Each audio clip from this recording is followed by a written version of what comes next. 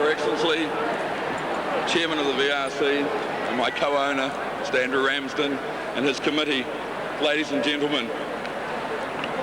What a great thrill to win the Melbourne Cup, the Foster's Melbourne Cup, with a horse named Brew. As they said, what else could win the last Foster's Melbourne Cup than a horse named Brew? It could have been a second coming, but it wasn't.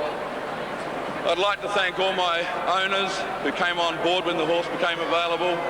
Thanks for your support. Also the owners in Second Coming, he ran a brave race as well.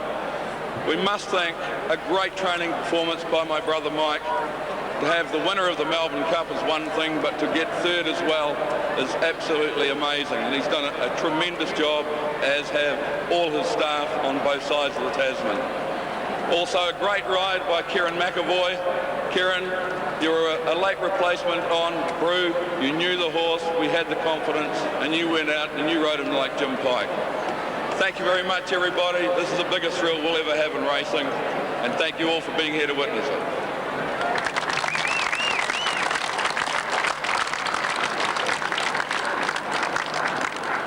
I now present the Trainers' Trophy to Mr. Michael Moroney.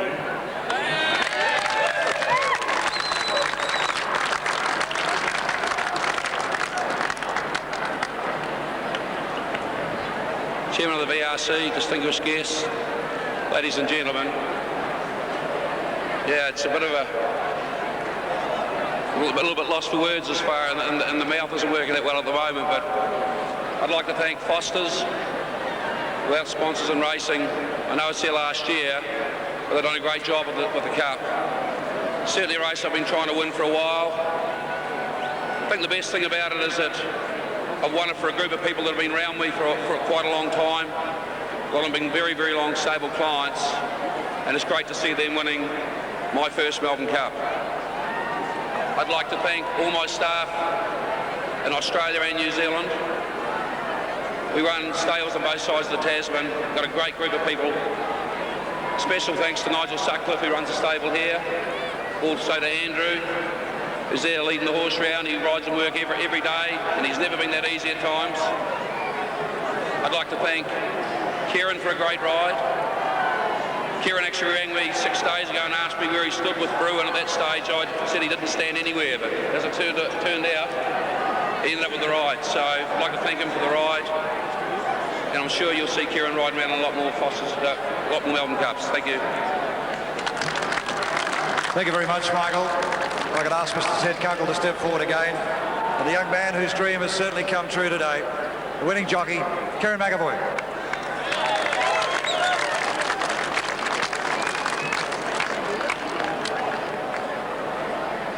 Chairman of the committee, ladies and gentlemen. Firstly, I'd like to thank Mike Moroney for obviously putting me on his horse today. He's been a great help all this winter to me. Greg Childs went away and I did a lot of his riding. Also, all his staff, Nigel, Andrew, rides the horse at work every morning. All the owners for having the faith in putting me on his horse today. Also to my family, my mum and dad and my nana and papa, they're all here today. They come over on Saturday. They didn't even know I was riding Brew, but as it turned out, I ended up with the ride. Also to my manager, Glenn Darcy. He's over there as well. He's done a great job.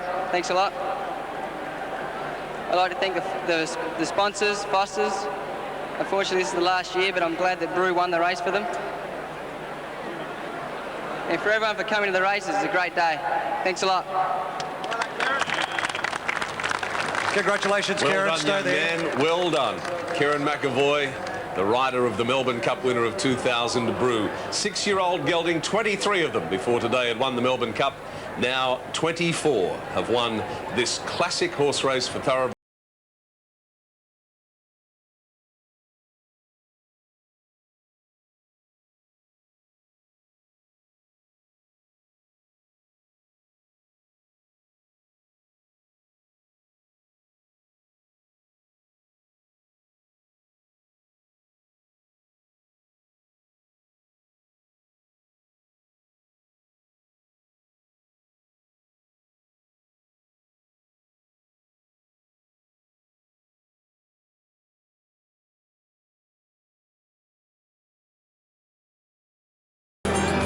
We are back with you at Flemington after a dramatic running of the 2000 Foster's Melbourne Cup, and to find out how one of the international raiders fared in the race, Lightning Arrow, happy to say that he's joined us again, Frankie Dettori, the world's #1 jockey. Frankie, always good to see you back here. Good to see you too. It's nice to be back here. It's, just look yourself around. It's a great atmosphere. A great day. How did your horse go?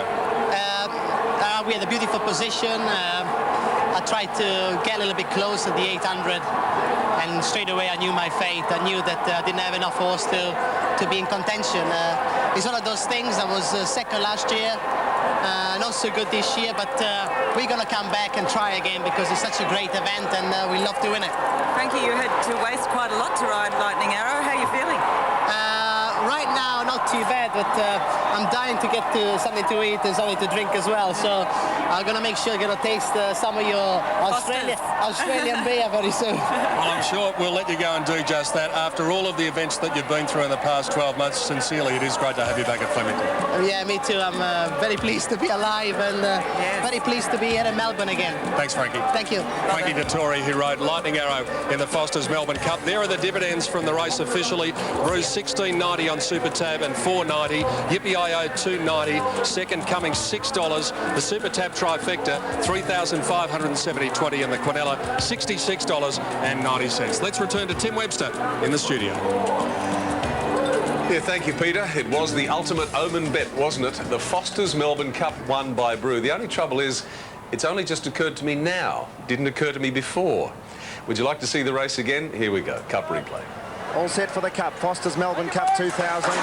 Gates crash back, and they're off and racing to an almighty roar. One of the first to appear, Maridpoor. Bohemoth jumped away okay. Freemason forward in the early part. Maguire scooting through from his inside draw. Mr. Nelson wider from Pastor Express. Coco Cabana and Our Unicorn and Brew from wide draws are working across. So as they fan down towards the 600 metres the first time around, it's Maguire with the inside running with Far Cry. Also Maridpoor, Lightning Arrow, Mr. Nelson in the red and white colours. Coco Cabana's about 6 wide. Wider still was Our Unicorn. The Hind and Freemason tucked in just behind the leaders, and Diatribes up into about 8th placing, 4 deep, 5 wide around him. Pastor Express, the Hind just drifts back there from Hill of Grace. Next was Arctic Owl, length and a half away Brew. Over on the fence was Yippee-I-O, and then came Bohemoth, then Zelly. 3 wide second coming, a length and a half to Carpstad Way, then Celestial Show. 2 lengths to Citrus Prince, and Old Skybow is last and settles about 15 lengths off the lead, turning out of the straight. 2,200 metres to travel, and Maridpoor in front by a length and a half to Mr. Nelson. Maguire third on the inside, Far Cry running fourth, Freemason fifth, Lightning Arrow in the centre sixth, and 3 deep was Coco Cabana. Then Hill of Grace. Our Unicorns had no luck. Diatribe got a slight check there. Pastor Express is 4 deep. Bruce one off the fence about midfield. Diatribe around him 3 wide. A length away Arctic Owl in the predominantly yellow colours. Then Yippee-I-O on the rails. Next is second coming. A length back to Brew. Then came Bohemoth in Zally. Out there 3 deep is Citrus Prince. Next Carpstad Way. He drifts back to almost last with Skybow 3 wide. And Celestial Shows over on the inside. 1,600 metres left to travel, and Maridpoor just led. Our Unicorns had no luck, went up on the outside of the leader. Maguire running in third position at the moment, then Far Cry now 3 deep from Mr. Nelson. Freemason's had a good run, 6th on the inside. Lightning Arrow starting to improve. Pastor Express going forward in the orange cap. It's had no luck. It's always been out 4 wide. Coco Cabana's in about 8th or 9th position from Diatribe. Next on the inside, Hill of Grace. Then came the Hind, followed by Arctic Owl. Around the outside, second coming from Yippee-I-O. Then Brew, Citrus Prince, a length to Bohemoth. Then in Zally, Skybow, Celestial Show, and Carpstad Way is still last and would be 12 lengths off the lead. They have 1,000 metres to travel in the Foster's Melbourne Cup. Maridpoor narrowly in front. Pastor Express now second, has worked hard. Then came Maguire in third spot, followed by Lightning Arrow. Diatribe charging up now out 3 and 4 wide around Our Unicorn. Second coming is working into the race nicely from Citrus Prince. Freemason is now held up in traffic as Maridpoor gives ground very quickly. Arctic Owl well back. Far Cry is about midfield, running up towards the turn. In fact, he's giving ground very quickly.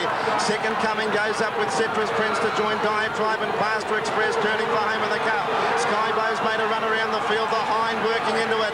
Carpstad Way's made up many lengths into the home straight. Second coming led Citrus Prince. Running on now was Brew. Further out Carpstad Way and Yippee-I-O. Second coming 300 to go, led by a length. Brew cutting him down. Further out Yippee-I-O with a run. Second coming Brew, and then came Yippee-I-O. It's Brew going to the lead with 150 left to go in the Cup.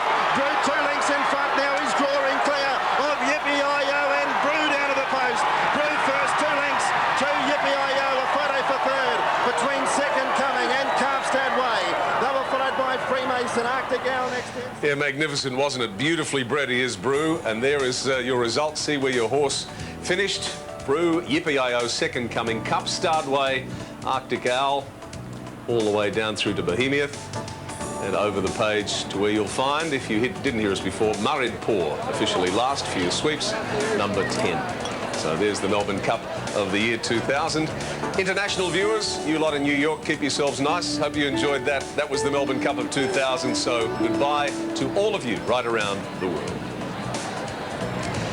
Now, Peter Donegan, I got a very, very long letter, I have to tell you, from the McAvoy family in South Australia, describing the whole family, and as Johnny Letts briefly discussed with Karen, their achievements over the years, and that should have been an omen to me in itself. I mean, it was about a 20-page letter, and I'm just absolutely thrilled for the family. I passed it on, but you know what our coverage is like. I mean, it's hard to go through all of those statistics, but what a thrill for the young man. Magnificent thrill for him, and a magnificent ride too, Tim, because he had a lot of pressure on him coming into this race, Jen. When you draw the outside gate, we spoke to Michael Moroney during the preview show, and he thought that it might be a bit of a bonus, but that doesn't help Karen. And all of a sudden he thinks, oh, well, I've got the outside gate, but he rode it beautifully. He did ride it beautifully, and he's just out of his apprenticeship as well, Peter. A great effort by Karen, and well done to him. OK, back to work. We've still got 2 winners to find, and they're heading up to the gates for the Pivot Superfect Sprint, and this is now time to start at 10 past, and they may be even a little bit behind there because of the presentation, and more to the point, the delay before the Foster's Melbourne Cup. Here are the tote figures as they stand at the moment, with Paint favoured on $6.40.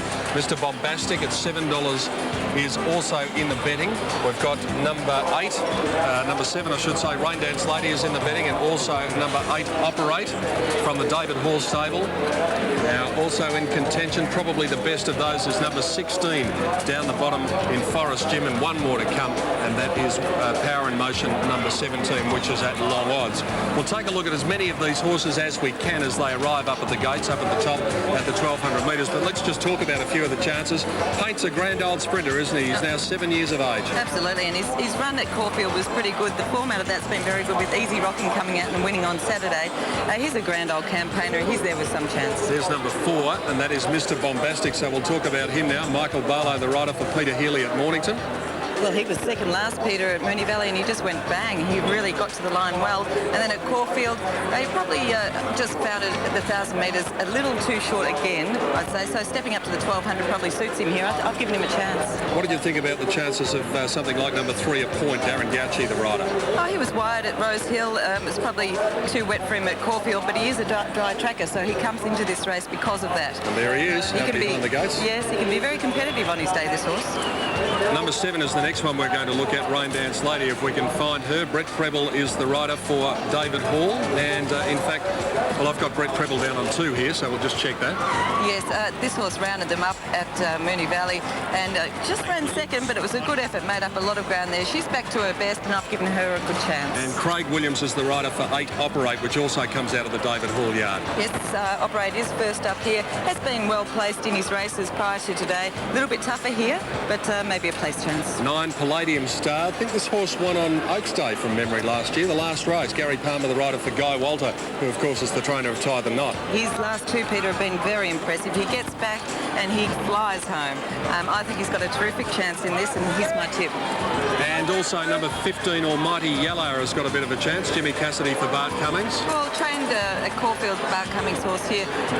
I couldn't give it too much of a chance. I just don't think he's quite up to it, Peter. So really, I'd go number 9, Palladium Star from 16, Forest Gym, and number 4, Mr Bombastic. Well, we should talk about Forest Gym then, shouldn't we? Number 16 over the page. Greg Hall is the rider for Cliff Brown. This horse has had a boom on it for a long time. Yes. Now, he's been out of business for a while. When I say out of business, he's been spelling. But he has been back in work for a while, because I've seen him at a few of these Breakfast with the Stars functions that they've had. There he is out behind the gates. He was a very easy winner back in March, this horse, and he has got huge wraps on him. He'll definitely give a sight in this race, and Greg Hall riding for his mate Lloyd Williams there. I'm sure he'll probably figure there prominently. You can see he can get up on his toes a bit, Forest Jimmy. Shied at some cameras at one of the mornings they had at Caulfield. So anyway, that's the field, and there is the shot from the Hertz blimp as they fill the stalls. We'll check in with Tim Gossage shortly, and there is the Hertz blimp up there. What a place to be up today. up in the blue skies above Flemington on this our great day, Foster's Melbourne Cup Day. Right, they're about to move in. There is the smiling face of Darren Beedman. Let's check in with Tim Gossage in the ring. What's happening, Tim? Big Go Palladium Star, Peter. It's going to jump clear-cut favourite. They're coming for it in the last couple of minutes. It's going to jump favourite. The only other one back to beat it is number 1 Paint, but Palladium Star, clear-cut favourite. OK, they're behind the stalls now for the running of this second last event, and Roy Higgins is with me. Everything's under control here, Roy, isn't it? You've got everything under control now, Pete. Open race. Well, the Boom Horse, there's all the talk around is for the 9 Palladium Star. I've just worked around him a little bit. He's always boomed up. I'm going for the locals here in number 4, Mr. Bombastic. Ultra consistent. Looked a treat in the yard. Rain Dance Lady, a very good run at Moonee Valley. Second up. She's peaked. She always runs well here. No excepts. Her stablemate Operate, another horse that I've got a very big opinion of. He'll run well fresh. And the big horse down near the bottom, number 16, Forest Jim. This is too short for him. Look at him late in the race. This is a good horse. He's come back looking an absolute picture. I marked them 4, 7, 8 and 16, Pete. Thought he might be running home strongly at the end. A bit of each way value, Forest Jim. Palladium Star from most of the experts. Mastic from Johnny Letts. Now this one is over the straight 1,200-metre course, so they're all the way up there towards Epsom Road, about 3/4 of a mile away in the old, 1,200 metres.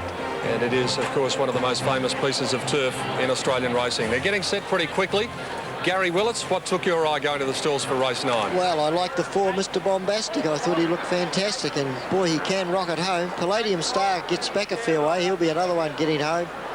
And the other one was number 16, Forest Jim. He'll be back, but will steam home.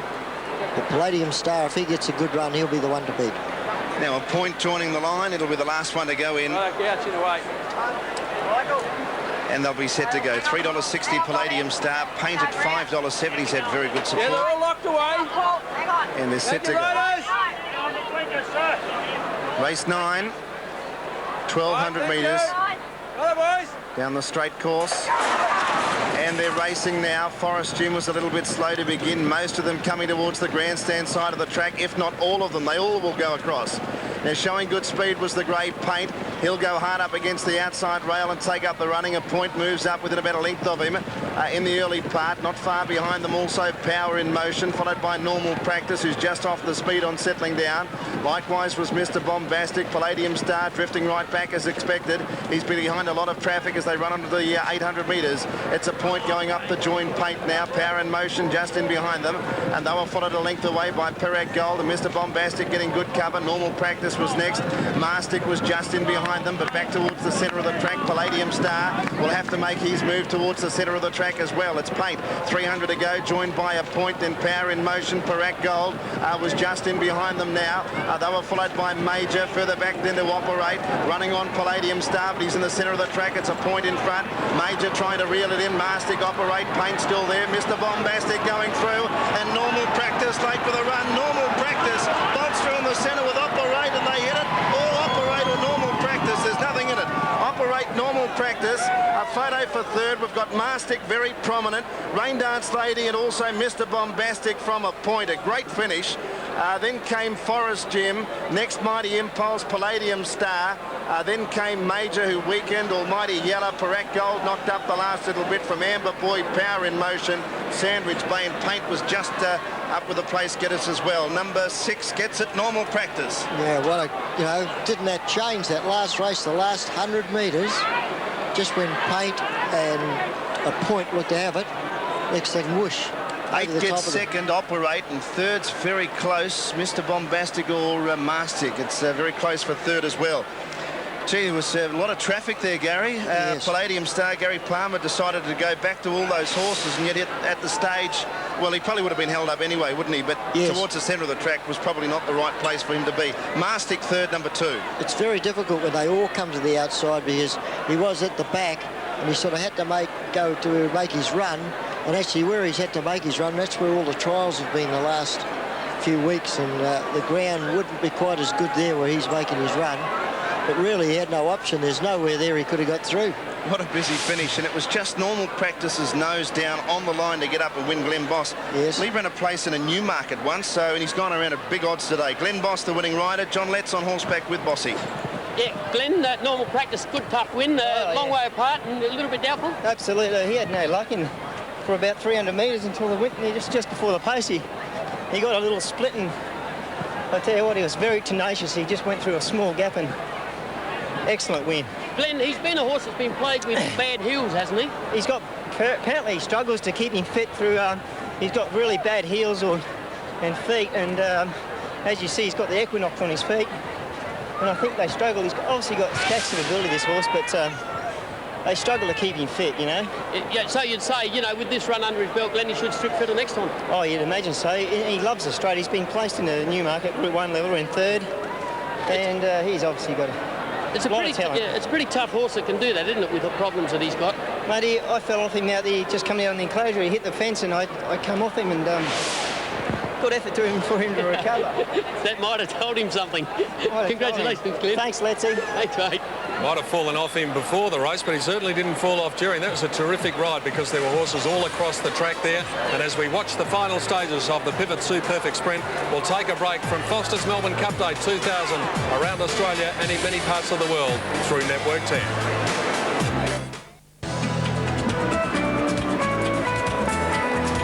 Flemington on Melbourne Cup Day 2000. Still a huge crowd here. You know, you can almost feel this pall of tension and excitement just go down several notches after running of the Melbourne Cup.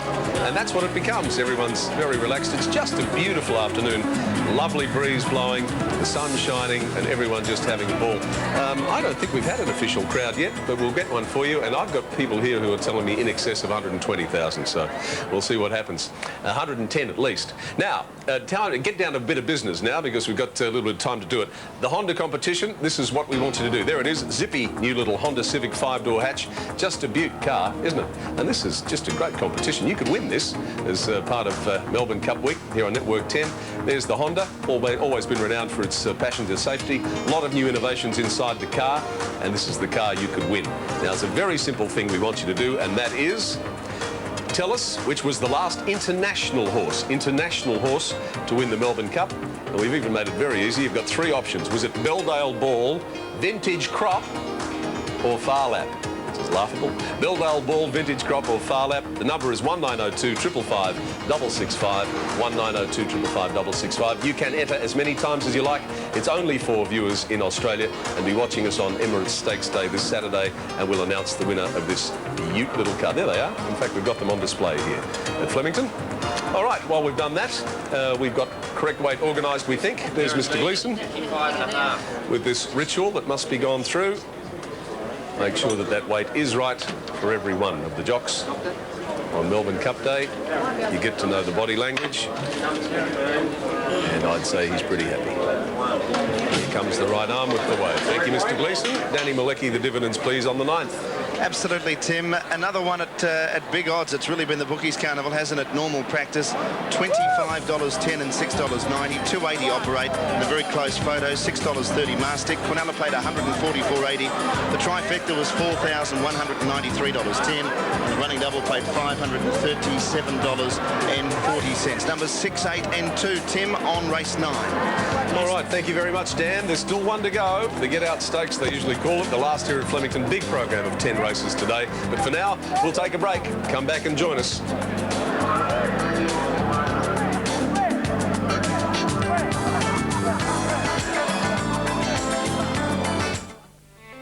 Due to the live telecast of the 2000 Melbourne Cup Carnival, Totally Wild has not been seen at its usual time today. But you can catch all the action when Totally Wild returns at 8 o'clock Saturday morning here on 10.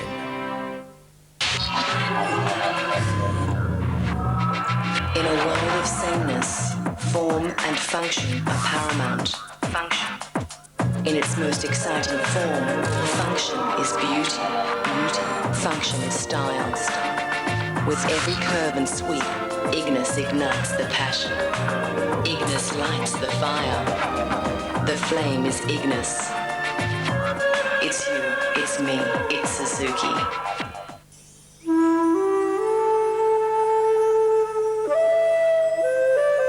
Before this commercial ends, 20 children will die because the world has forgotten them. Why would you call and help a child the world has forgotten?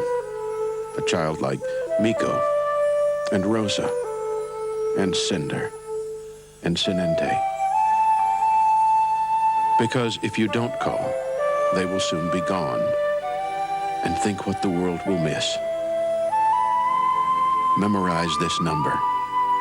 Then call it for a picture of a child you can sponsor. A child who thinks the world has forgotten them.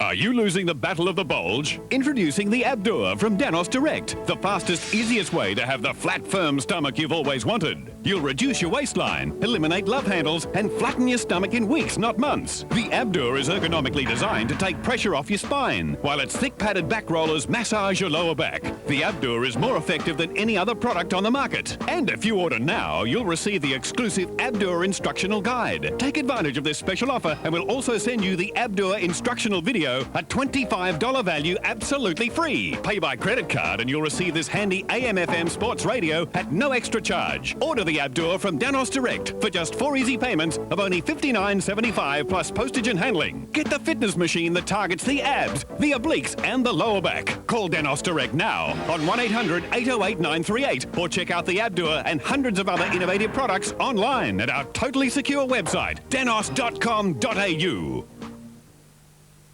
Help make a child smile this Christmas by supporting business who assisted the Special Children's Christmas Party. Thanks to their generosity, the Christmas party can be held again in 2001. Show your support and shop where you see this certificate. A special thanks to Mosaics, Computer Associates, James Court Apartments, Video 2000, Alibaba, Contact, Fastway Couriers, Blades Menswear, Australian Scholarships Group and Exhibition Park. Help make the light brighter for a child this Christmas.